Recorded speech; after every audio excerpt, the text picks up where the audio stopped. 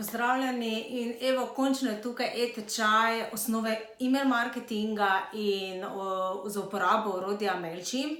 Namreč to je odlično orodje predvsem za začetnike in vidim, da ogromno podjetnikov še danes vedno se boji email marketinga, ker misli, da je to cela znanost. Na drugi strani pravijo, da nimajo nekih idej, nimajo časa, ampak se pravim, če poznate, kako se zorganizirati, ne rabite biti ne vem kakšni pisci, ogromno stvari se da avtomatizirati, tako da definitivno email marketinga se lahko nauči vsak.